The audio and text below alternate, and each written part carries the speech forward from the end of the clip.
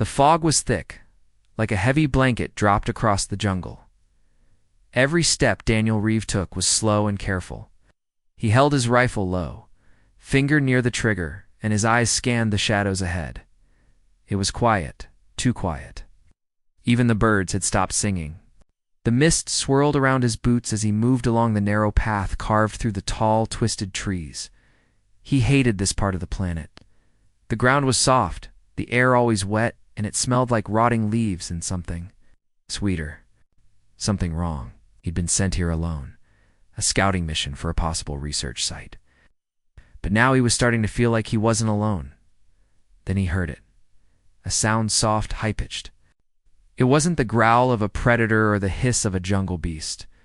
No, it was different, almost like crying. Daniel stopped. He turned slowly toward the sound, ears sharp. The noise came again, definitely crying. A child? No, that didn't make sense. There were no human settlements here. It's only old ruins and strange alien tribes that had gone silent years ago. But there it was again. A small sob. He moved toward it, carefully stepping over roots and ducking beneath hanging vines. The mist shifted as he pushed forward, and then he saw it just a shape at first. Small, crouched low against a thick tree trunk. It didn't move. When he came closer, he raised his rifle, heart pounding, and slowly stepped out of the shadows. A child. What? An alien child. It was small, no taller than his waist. Its skin was a soft silver blue, almost glowing in the dim fog. Its eyes were big and bright green, filled with tears. The child looked up at him, frightened, but not afraid to meet his gaze. It wore a torn cloak and had a strange mark on its forehead, something like a star inside. A circle. Daniel froze. He had never seen this species before. Not on the official records, not in any file. Was this a new tribe? A lost one? Hey, Daniel said softly, lowering his weapon. It's okay. I'm not going to hurt you. The child didn't answer. It just looked at him, blinking slowly. Daniel took a slow breath and crouched down. You lost? The child still didn't speak, but its lower lip trembled. Then slowly. It nodded. Daniel looked around. The jungle was empty, silent. No footsteps, no signs of others, no parents, no tribe, no camp. Just this one small alien child. Alone in the mist, he reached into his pack and pulled out a piece of dried fruit, holding it out. You hungry?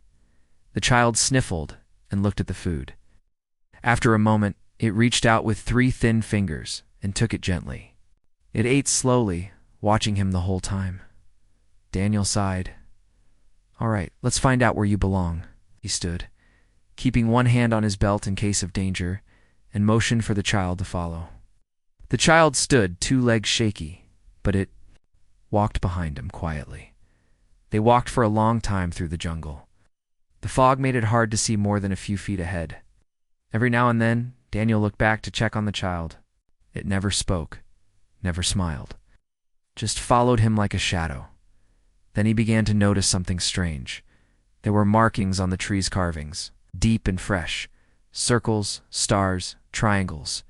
He hadn't seen them earlier on his way in. Were they following a path?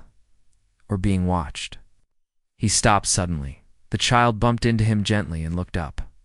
Ahead, the fog had cleared just a little.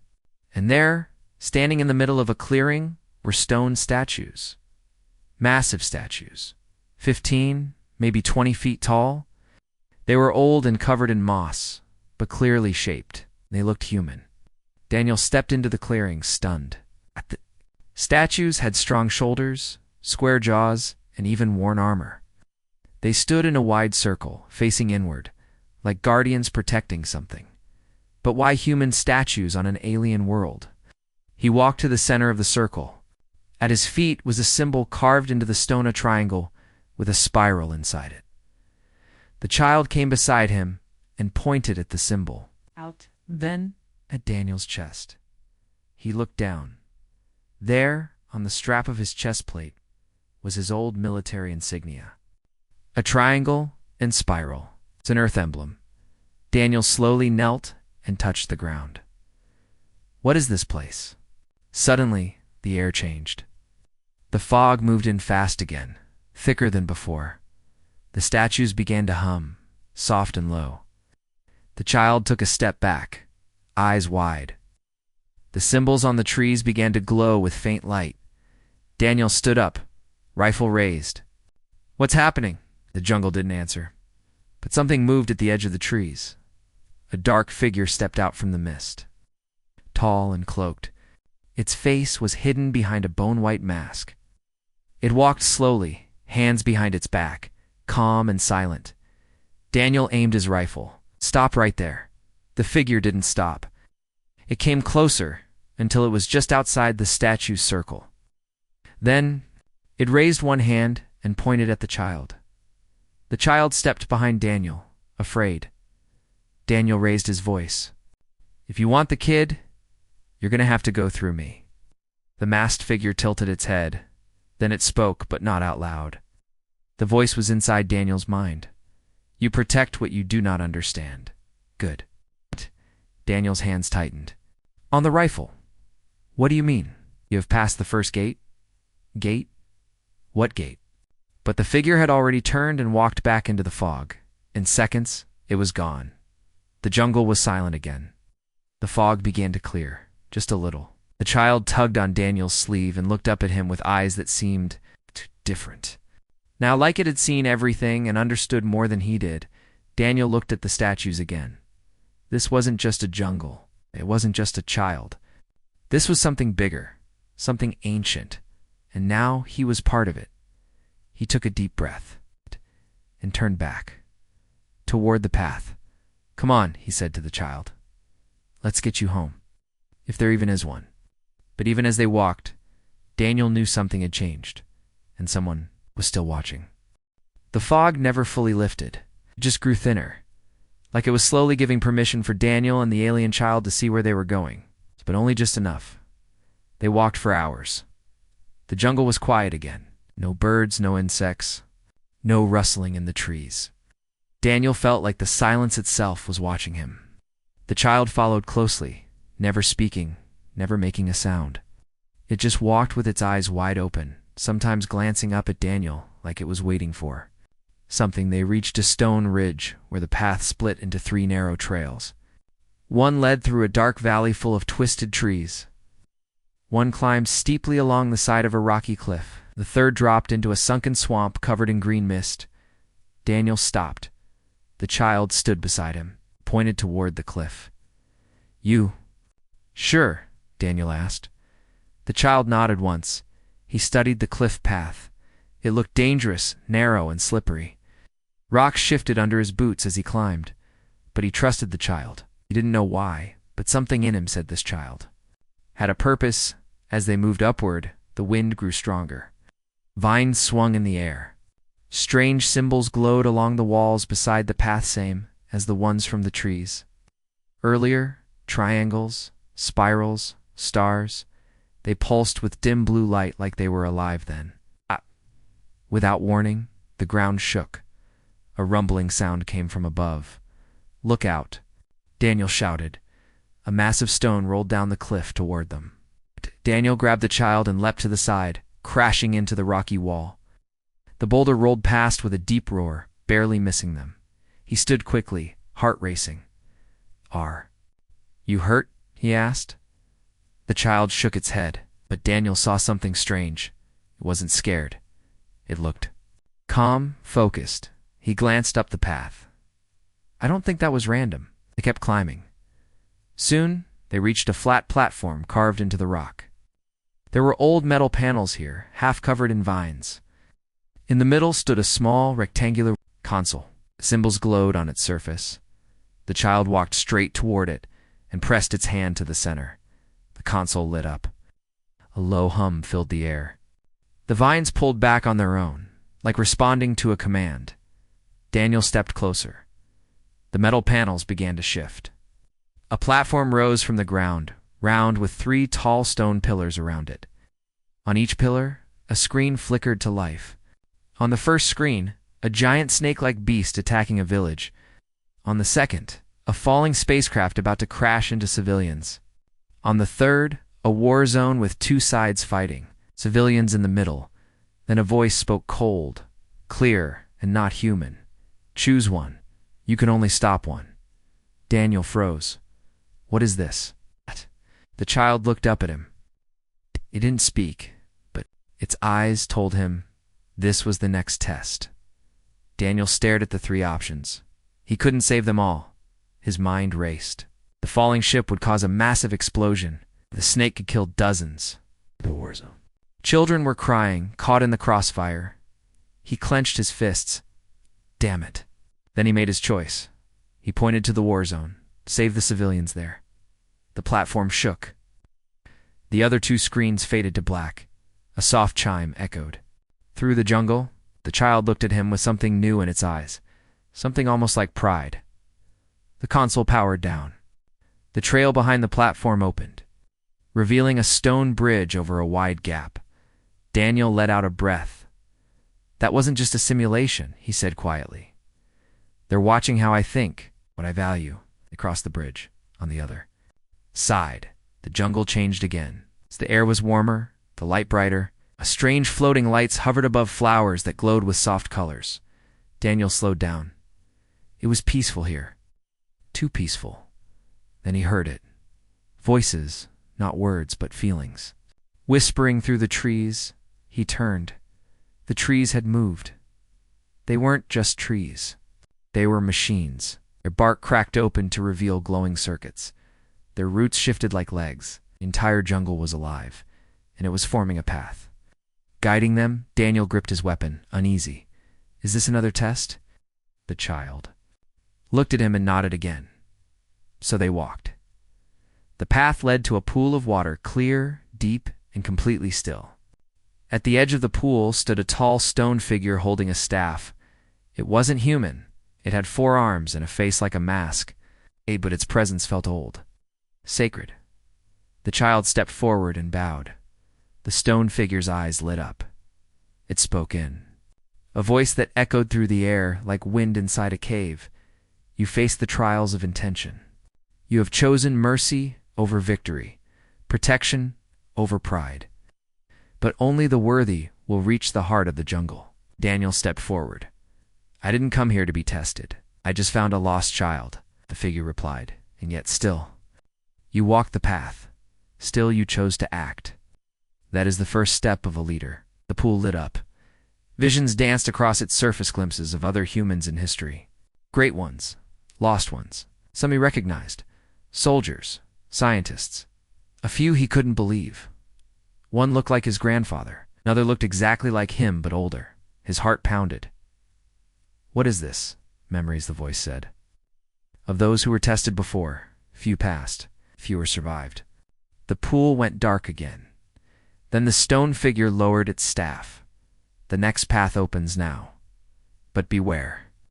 Only those who walk with purpose shall reach the end. The jungle opened behind them. A stone gate now stood where only vines had been before.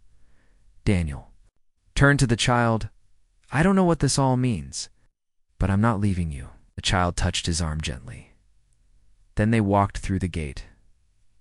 Behind them, the pool rippled once and the stone figure vanished into the mist. The stone gate closed behind them with a low, deep sound. Daniel turned around fast, but the entrance was already sealed.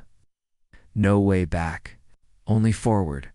The path ahead was darker now. The trees were taller, thicker. Their branches reached out like arms and the leaves hung low like curtains hiding secrets. The light here was dim, a dull green glow coming from the moss on the trunks. Everything felt wrong. Daniel walked with the child close beside him. His weapon was ready. Every sound made him flinch, a rustle, a creak, a distant thud. Even the wind here was strange. It whispered. The child reached up and held his hand. Daniel was surprised, but he didn't let go. I've been in war zones, he whispered.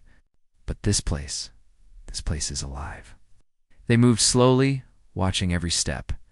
The ground was soft, but solid. Vines slithered along the edges of the path like snakes looking for prey.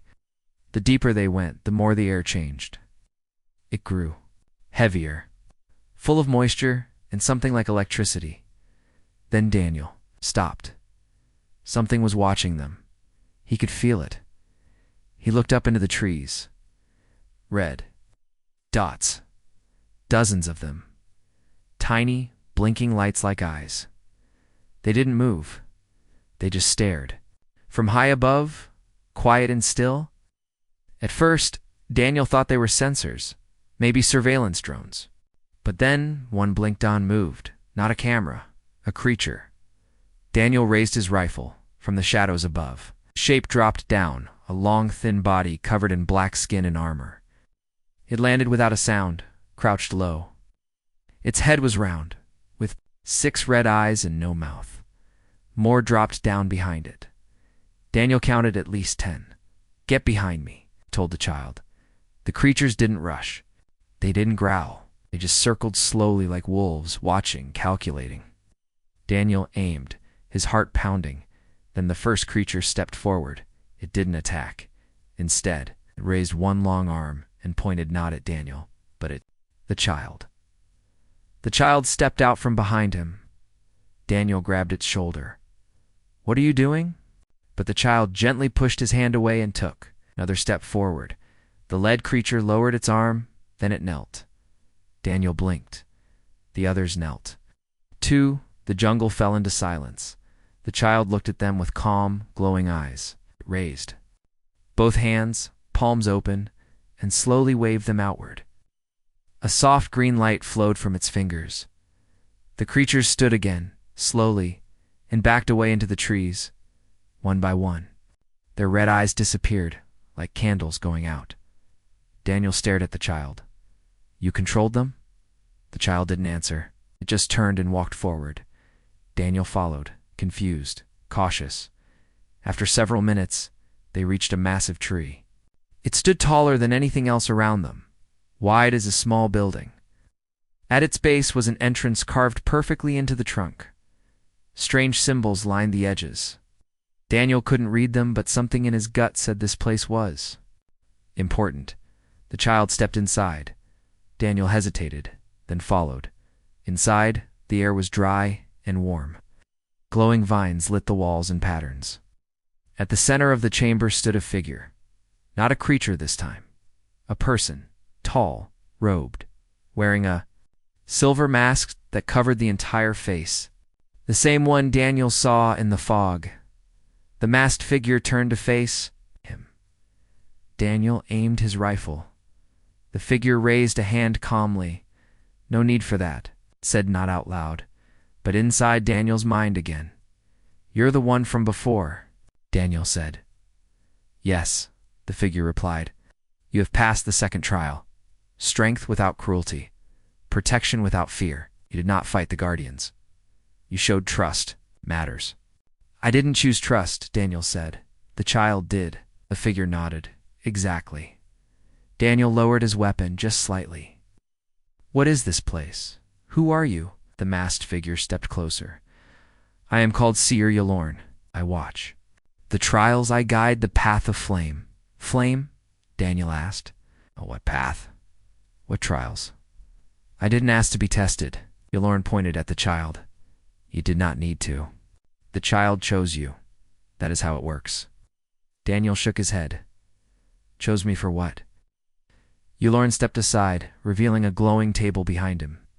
Above it, a hologram flickered to life. It showed a map of the region, but not as it looked now. It showed what it used to be before the fog, before the jungle swallowed everything: cities, roads, towers in the sky, thousands of years ago. Yalorn said, "Our people ruled this world, but we lost our way. Pride, war, betrayal. The old leaders died, and no one was left who could unite us." Daniel watched, stunned. Double quotes then, Yalorn continued, "A human came, not from this world, a traveler, a warrior. He helped our people when no one else would. He led not with force, but with heart. He became our first bridge voice, a leader of both our kind and yours." The image changed. It showed a man who looked very human wearing armor. Carrying a child in one arm and a glowing staff in the other, Daniel's eyes widened. He looked familiar, very familiar. That can't be, Daniel whispered. Yulorn turned to him. The child is the key. It searches. It watches. It waits for someone who might carry the spirit of the first bridge voice. We believe you might be him. Daniel took a step back. No, I'm no leader. I'm just a soldier. Yulorn's voice grew calm but firm. The true leader never seeks power. He seeks to protect. That is why you were chosen. The child looked up at him again, silent but sure. Daniel looked at the glowing images, the ancient symbols, at the path he had walked. Everything suddenly felt bigger than him, too. Big Dotty turned to the door. I need air. Without a word, he walked out of the tree and stood at the edge of the jungle. Staring at the fog, the child followed and stood beside him. Daniel knelt down and looked into its eyes. I don't know who you are, or why you picked me, but I'm not leaving you. The child didn't speak. It just reached out and touched his chest again this time. Daniel felt the warmth of the glow spread through his body. Something had started, and now there was no turning back. Daniel Reeves sat by the tree, his elbows on his knees, eyes lost in the gray sky above the jungle. Mist moved quietly over the treetops like a slow, crawling tide. The child stood beside him, silent, watching him carefully. Its large green eyes glowed softly in the dim light. He had seen impossible things.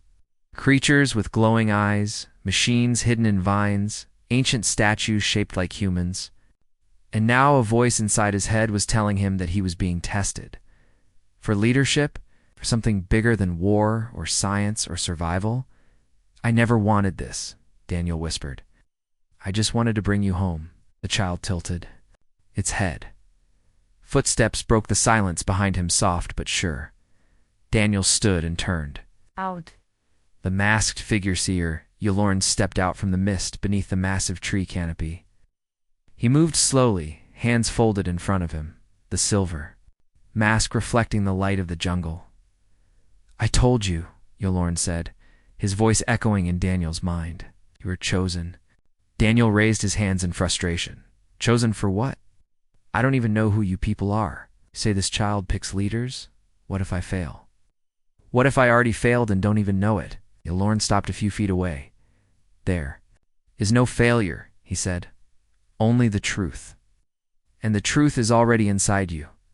Daniel shook his head. That's not an answer. Yulorn slowly raised his hand. Then let me show you. The ground trembled slightly beneath them. Jungle around them went still. Even the wind seemed to hold its breath. Suddenly, the space before Yulorn shimmered like heat rising from pavement. A doorway appeared, drowned, glowing with blue light, floating between two old trees. It wasn't made of stone or metal. It was energy. Portal. Daniel instinctively stepped in front of the child. What is that? Memory, Yulorn answered. But not from you. From us. Come, see for yourself. Daniel hesitated. The child reached out and gently took his hand. He looked down. The child nodded. Daniel took a breath and stepped through the portal.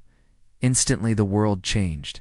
He was no longer in the jungle. He stood in a massive hall made of black glass and stone. Blue light pulsed from the walls. Alien figures in robes stood in a circle around a fire that burned without smoke. At the center of the circle stood a human man. Daniel gasped. The man looked just like him, but older, wiser. His hair was gray, and his armor was ancient but strong. He stood tall and calm. Holding a small alien child's hand, Yulorn's voice echoed in Daniel's head. This was your ancestor, the first human to reach us. He crossed galaxies, not for conquest, but for a lost child, just like you. Daniel watched as the older man knelt before the fire.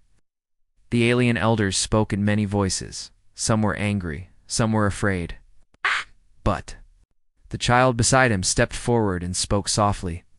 The fire grew brighter. He wasn't the strongest, Yulorn continued. He wasn't the smartest. But he was the only one who saw the child, not as a problem, but as a person. The scene faded. Daniel blinked. Daniel blinked. He was back in the jungle. The portal disappeared. Behind him, he turned to Yehlorn. "Yes," Yehlorn said. "Passed down by memory keepers. Yes. The blood remembers. So does the child."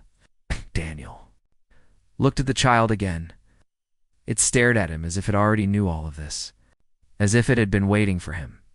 "So what now?" Daniel asked. "Another test?" Yehlorn shook his head. "You have passed the tests of instinct, heart, and restraint. Now comes the judgment. Not from us, but from the tribes." Daniel frowned. Judgment. Tribes. Yehlorn pointed to the trees around them. "The jungle tribes of this world have waited for a leader who does not seek control. One who is chosen by the child. When the stars rise above the temple grove tonight, the tribes will come. You will stand before them." "What if they don't accept me?" Daniel asked quietly. "Then the jungle takes you." Daniel went silent. The child touched his hand again. And Daniel felt something he hadn't felt in years. "Come." He knelt down and looked into the child's glowing eyes. "You really believe in me, don't you?" The child nodded once. Daniel stood and looked toward the horizon. The sun was beginning to set, casting long golden rays through the fog. "What do I have to do?" Yehlorn turned. "Come with me. It is time to meet the ones who will decide your fate." They walked together, Daniel, the child, and the silent masked figure through the jungle.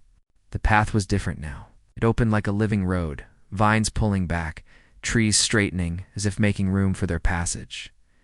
As they moved, glowing eyes appeared in the trees, but this time they were not red. They were blue, green, gold, watching, waiting. The jungle knew. The child walked beside Daniel, small and quiet, yet holding the weight of 1,000 voices in its soul.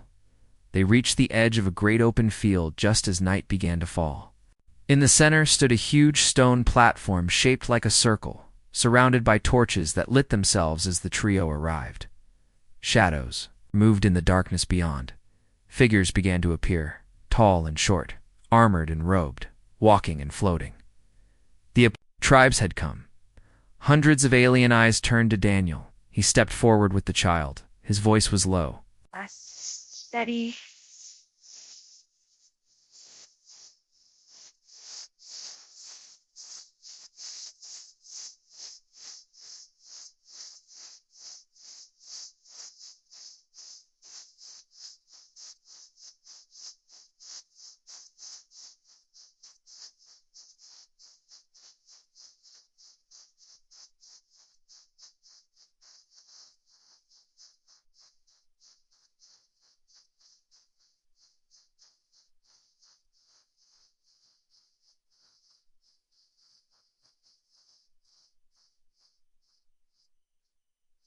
I said, "I don't know if I'm worthy, but I came because this child needed help. And I will keep helping, no matter what it means." Silence. Then a deep horn sounded from far away. The judgment had begun, and Daniel Reeves stood at the center of it. End of part 4. The cave was darker than the void between stars. Thick, damp air clung to Jack's skin as he stepped deeper into the ancient tunnel. The soft hum of the alien orb still pulsing in his hand. Behind him, the young alien child, Tiku, followed, quietly, his wide eyes glowing faintly in the dark. Jack didn't know what they would find here. All he had was the elder's words echoing in his mind. If the child trusts you, and you truly hear the voice of the ancients, the trial of knowing will begin. A sudden gust of wind swept through the tunnel, chilling them both. Jack raised the orb, and faint glyphs lit up on the walls around them, shifting ancient symbols like they were alive. Then a deep, low rumble came from the darkness ahead. It didn't sound natural. It sounded alive. Jack, Tiku whispered, clutching his sleeve. "They're waking up." "Who?" Jack asked, trying to steady his breathing. Tiku looked up at him, scared but calm. The voices. Jack had been through war, had seen spaceships fall from orbit, cities crumble, and comrades die in silence. But nothing made his heart pound like the invisible force they were walking toward now. The passage opened into a vast underground chamber. The ceiling disappeared into shadows. Giant stone faces were carved into the walls, ancient leaders of Tiku's people, long dead, now watching him silently from the past. The air here was thick with energy.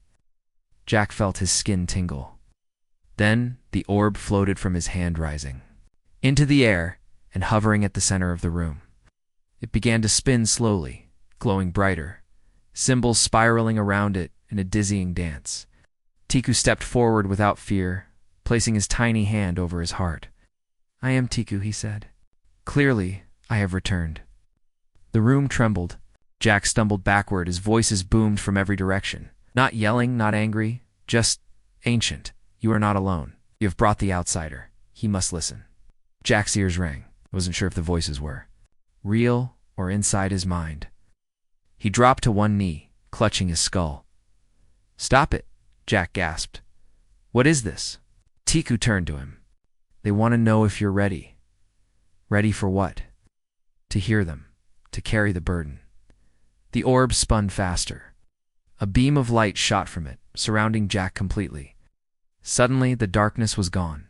Jack wasn't in the chamber anymore. He stood in a vast white space. All around him floated memories, images from a civilization older than Earth. Children playing with strange floating toys. Towering buildings made from crystal and wind. A planet burning. A war in the stars. And then, betrayal. Leader falling. A trusted one turning against the tribe. Test created to stop it from happening again. Jack saw himself, standing in the snow, holding Tiku's hand. The vision collapsed. He gasped, falling to the floor of the chamber again, his skin cold and heart racing. Tiku helped him up. "What? What was that?" "You saw our history. Only a true listener sees it." Jack stared at him. "Why me?" The voices answered again. "'Cause the child chose you. 'Cause you chose him. Because you did not ask for power but protected it." The orb floated back to Jack, gently resting in his palm. It was warm now. Calm, Tiku stepped forward. "You passed the trial of knowing. There are two left." Jack stood, shaky, but firm. "Tell me what I have to do?" Tiku's small voice was steady. "Now you must lead." But before Jack could ask what that meant, the far wall of the chamber cracked open. Blinding light poured in from it, stepped several armored alien warriors. Their helmets reflected the orb's glow. Jack instantly recognized their crest. Tiku stepped behind him. "The Outriders," Tiku whispered. "The old ones who want the test to fail." The largest warrior raised a blade toward Jack. "You were not chosen by us? You will not leave this cave alive." To be continued in Part 6. Would you like me to continue with Part 6 now? You said :6 ChatGPT said, Part 6, the bond that could end a war approx. 1,500 words, third person, simple English, long and immersive, with strong 5 to 7 minute suspenseful hook. The smoke still hung in the air from the fires of the skirmish. Burnt trees crackled, and the land around the crater was blackened and broken. Levi stood between the scorched earth and the alien boy, Selen, his hand gently resting on the boy's shoulder as the warriors surrounded them with raised plasma spears. Their faces were masked in red war paint, their eyes glowing like coals in the fading light. The warriors didn't see a protector. They saw a human interfering in a sacred trial. But Levi didn't move. He didn't speak. He waited, 'cause he felt it. The shift in the boy's breathing. The way Selen stepped slightly forward instead of hiding behind him. And then it happened. Selen raised his hand. "Stop," he shouted in his native language, his voice cracking but filled with power. "This man saved me. He didn't run when I was in danger. He didn't leave me even when death followed us." The warriors froze. Silence stretched like a wire ready to snap. One of them, taller, older, and carrying the etched staff of command, lowered his weapon and stepped forward. "You speak with the tone of one tested. But do you speak as the chosen?" Selen turned to Levi. "Tell them what you told me in the canyon, about why you didn't abandon me." Levi looked around. He was dirty, wounded, and tired. But his voice was steady. "I didn't know your customs. I didn't even know this was a test." But I knew this no child, alien or human, deserves to be alone in danger.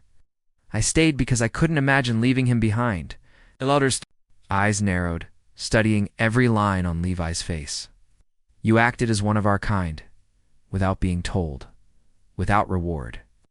Perhaps that is what leadership means, another warrior growled. He is not one of us, is not even of this world. But before more voices rose, Selen stepped between them. His hands were trembling. Then let me make the choice. The test was for me, not for him, and I choose him. A long silence followed. No one moved. No one even breathed. The elder gave a slow nod. Then we will let the ancients decide. Back at the alien village, the ceremonial fire blazed high into the sky. The great council circle was lit by bioluminescent plants, and the carvings on the stone seemed to shimmer with energy. Levi stood awkwardly near the edge, still not sure what was happening. Selen stood in the center, arms raised as the high shaman approached with the ancient symbol of leadership, a curved obsidian pendant carved with lines that glowed softly. Selen has passed the rite of the stars, the shaman said loudly, but he has chosen to share his right with the outsider. The ancients must speak. Everyone looked up. Above the sky shimmered. Strange pulse rippled through the clouds. And then, to Levi's shock, a beam of light from the central stone shot up and illuminated both Selen and Levi together. The shaman bowed. The ancients have spoken. Levi blinked. Wait, what did they say? Selen grinned. They accept you, but peace was still far. As the celebration began, an urgent scout arrived. It was bloody, limping, eyes wide with panic. The Khazari are moving, he said, collapsing. They found the child was rescued, and they see it as a betrayal of the prophecy. They're marching toward us. The elder's face turned grim. Then they seek war. Selen turned to Levi. You were accepted by the ancients. But can you still help us, human? Will you stand? With me? The drums of war echoed through the valley. Began with a low, distant thunder, steady, unnatural, like the heartbeat of something ancient rising from its sleep. Every creature of the forest had gone silent. The wind stopped moving. The trees seemed to lean back as the sound grew louder.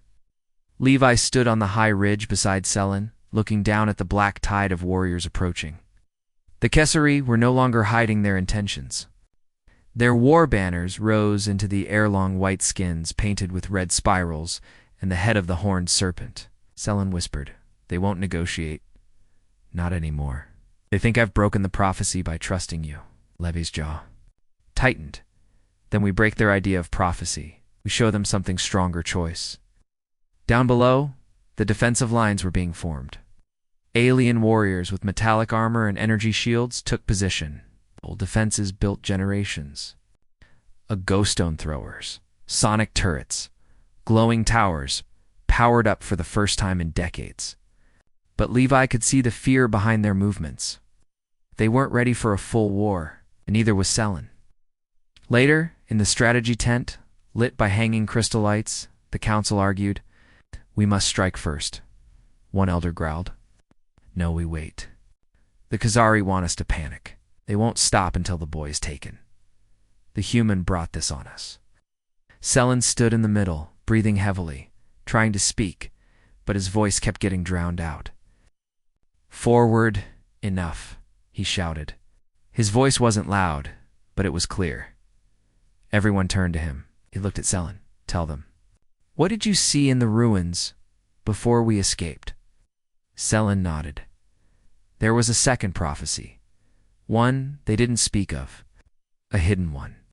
It said a bond would rise stronger than blood, and peace would follow only through the fire of unity. I think that means us. The room fell silent. One council member whispered, Then maybe the trial is not for the child, but for all of us. Night fell like a curtain before a storm. In the darkness, the sky suddenly lit up, beams of blue light arcing from the Khazari weapons. The attack had begun. Front defenses exploded in bursts of fire. Screams echoed through the hills. Levi and Selen rushed to the wall, where the warriors were already battling wave after wave of enemy fighters. Levi fired the alien rifle he had trained with, watching as the energy bolts slammed into enemy machines. Selen stood beside him, using his strange gift. His voice carried power. And when he spoke, some machines halted, confused. Others exploded.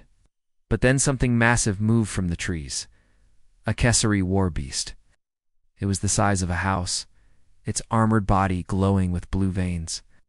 On its back sat a commander, covered in black armor, his helmet shaped like a wolf's. Skulhi raised his hand and pointed directly at Selen. "That's him," Levi said. "That's the one they sent for you." Selen looked terrified. "He's one of the ancients. He's not just a soldier, he's a believer. Now, let's test his faith." The final part of the trial came not on the battlefield, but on the ancient stone bridge over the burning river. Selen and Levi crossed it alone, while the armies clashed in the valley below. Ow. The commander met them in the center of the bridge. His eyes burned behind his mask. "Betray your bloodline," he said to Selen. "You link with this. Infection from Earth." Selen raised his head. "No, I choose." The commander charged. Levi didn't hesitate. He moved in front of Selen, blocking the strike with a shield. The force of the blow sent him crashing backward, but he stood again. He was bleeding, bruised, but his eyes never left the enemy. "You want him?" Levi shouted. "You'll have to go through me." For the first time, the commander hesitated. "Why?" he asked. Levi spat blood. "Because I believe in him." Selen suddenly stepped forward and began chanting. Voice shook the bridge. The glowing river beneath them pulsed. The stone vibrated. The commander lunged again, but this time, Selen's voice hit him like a wave of fire. Screamed, clutching his head. The mask cracked. Light poured from his eyes, then he vanished in a burst of white. Silence. The fire dimmed. The war below paused. Levi fell to his knees. Selen caught him. "You did it," Levi gasped. "No," Selen whispered. "We did." To be continued in the final episode, Part 8. The day the galaxy held its breath. Shall I continue with Part 8 now? Smoke still drifted over the cliffs where the final battle had ended. The ground was scorched.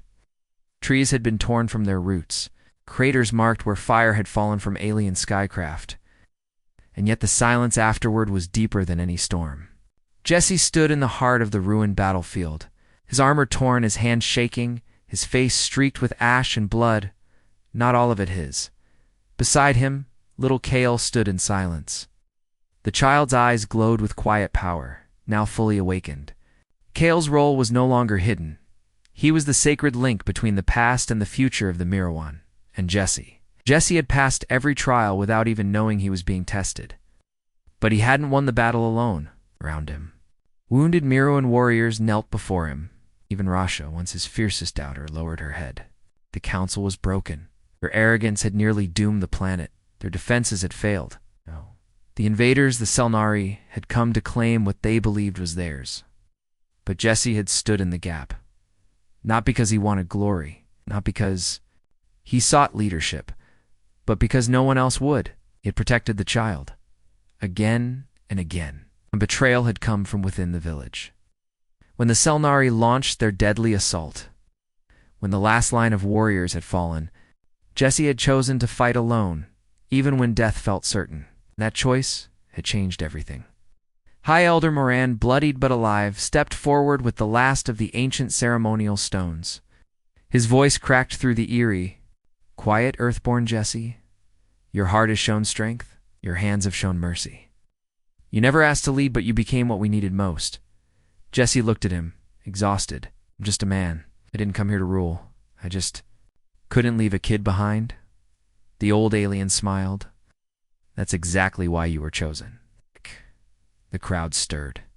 Mirawan from every caste, every corner of the highlands, gathered near the old temple steps. Children, elders, warriors, engineers, even the silent cave dwellers emerged from hiding.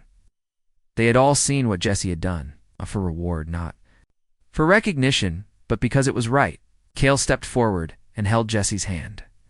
With trembling fingers, Jesse touched the glowing stone Moran offered.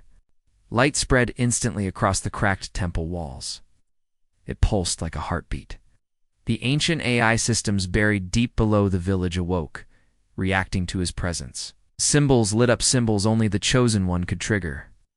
Jesse didn't understand their language. He didn't need to. Everyone else did. A voice spoke from the light. Not Jesse's, not the elders. A deep, resonant voice that came from the very foundations of the planet. It was the voice of Meerwin's ancient AI, long dormant until a worthy leader connected the stone once more. He has passed every trial, without pride, without fear. He is human, but more. He is Meerwin, now and forever. The crowd erupted in song and chant, but Jesse felt something strange stir inside his mind. The AI, it wasn't just speaking, it was bonding, connecting, downloading visions into his thoughts. He saw their ancient history, their lost wars, their mistakes, and the reason why they had waited so long for someone like him. But with that power came a choice. He could take the title of chieftain and remain on Meerwin, forever protecting the people, guiding them, helping them rebuild, or he could return to Earth, forget all of it, and go back to a world where no one knew what he had done. Kale squeezed his hand. "You can go," the child said softly, "but if you stay, you won't be alone." Jesse looked around. He had lost everything back home. His job, his family, his identity. Earth had turned its back on him. But here he had saved an entire people. Here, he had purpose. He looked at the sky, where the last of the Selnari ships retreated. In flames, he thought about the first day in the fog when he had almost left Kale behind. And then he turned to the crowd.